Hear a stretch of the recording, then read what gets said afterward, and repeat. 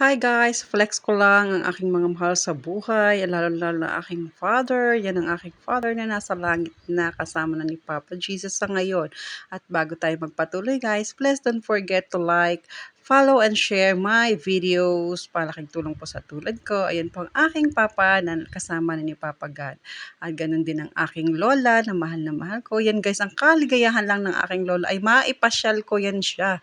Pag yan ay naisakay mo na sasakyan ay tuwan-tuwa na iyan. Aba, ay sasabihin nun, naku, kagaling ng aking apo, kagaling-galing mag-drive, ay tuwan-tuwa na yan, tuwan-tuwa na yan.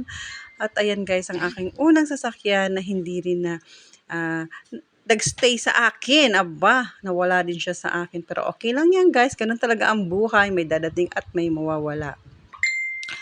Tapos guys, habang nawala siya, meron naman siyang kapalit eto at yan ang tumagal sa akin hanggang sa siya ay talagang bumigay na ang makina katagalan at malaking pakinabang ko sa motor na iyan. Pero yan naman guys ay punta rin sa kamay ng iba at alam kong mas naging naalagaan siya kasi nga napabayaan na yan guys, kalumaan.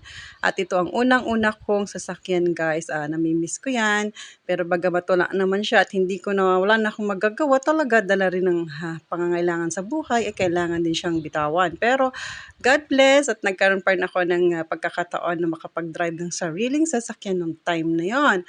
Wala man siya sa akin ngayon, alam ko nasa mabuting kamay siya at darating ang panahon na may dadating pa yan para sa akin. Okay lang yan guys, ang mahalaga tayo masaya. At nagkaroon palit ako ng isa, yan, maliit naman siya guys. Dahil naman yan sa aking pagtatrabaho sa real estate, kailangan ko kasi yan. Dahil sa company namin ay binigyan kami ng pagkakataon magkaroon ng sasakyan para maiservice sa aming mga customer. Pero dahil din sa nangyayari sa ating paligid ay kailangan bitawan guys. Okay lang yan, ang mahalaga ay buo tayo, 'di ba?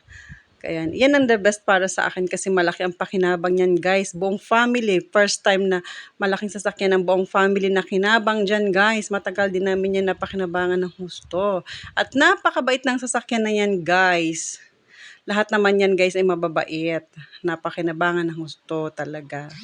Kaya salamat na salamat pa rin ako. Yan ang aking lola at ang aking isa pang sasakyan at higit sa lahat ang aking beloved father. Sana masaya ka dyan pa. Thank you. I miss you. We miss you all.